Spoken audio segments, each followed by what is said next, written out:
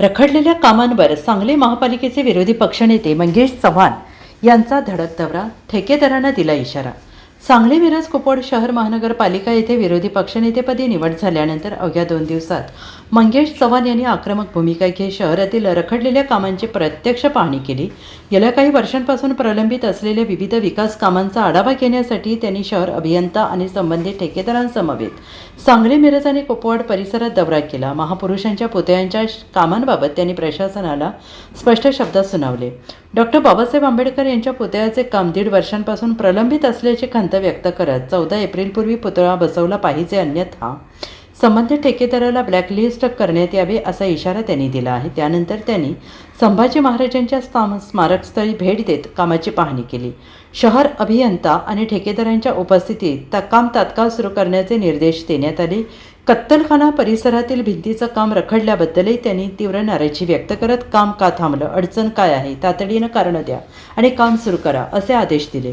विरोधी पक्षनेते म्हणून पदभार स्वीकारल्यानंतर अल्पावधीतच त्यांनी घेतलेली धडक भूमिका चर्चेचा विषय ठरली आहे।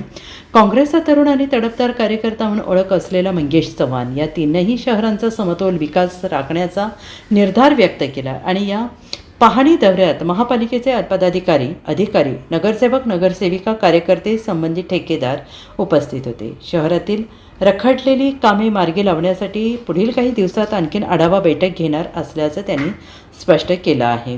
मिरज कुपवाड महानगरपालिका क्षेत्रातील प्रमुख कामं व महापुरुष भारतरत्न डॉक्टर बाबासाहेब आंबेडकर पुतळा अद्याप बसला नाही। गेली 1.5 वर्ष झालं काम चालू आहे, अद्याप का पुतळा बसला नाही यासाठी समाजातली काही घटक लोकांसहित, शहर अभियंतासहित व ठेकेदारासहित जागेवर जाऊन व्हिजिट दिली आहे आणि तिथले संबंधित ठेकेदाराला येणाऱ्या 14 एप्रिलच्या आधी हा पुतळा बसला पाहिजे म्हणून सूचना दिल्यात आणि जर का पुतळा बसत नसेल तर त्या ठेकेदाराला ब्लॅक लिस्टला काढण्याच्या सूचना आम्ही प्रशासनाला दिल्या आहेत। त्यानंतर आम्ही संभाजी महाराजांच्या पुतळ्याच्या जागेवर आम्ही व्हिजिट दिली आहे। इथल्या पण संबंधित ठेकेदाराला बोलवून यांना पण सूचना दिल्यात की लवकरात लवकर ह्या संभाजी महाराजांचं काम चालू झालं पाहिजे, ह्या सूचना या ठिकाणी आम्ही दिल्या आहेत। कत्तलखान्याचं सांगलीमध्ये मध्य ठिकाणी असलेला कत्तलखाना याची सुरक्षित भिंत मंजूर आहे। जवळजवळ 8 ते 9 फुटाची सुरक्षित भिंत मंजूर आहे आणि या भिंतीचं काम अद्याप रखडलेलं आहे। ते पण ठेकेदाराला बोलवून कशासाठी काम रखडलंय, काय अडचणी आहेत त्या सगळ्या जाणून घेऊन संबंधित डिपार्टमेंटला, संबंधित अधिकाऱ्यांना सूचना दिल्यात। उद्यापासून ते पण काम चालू होईल।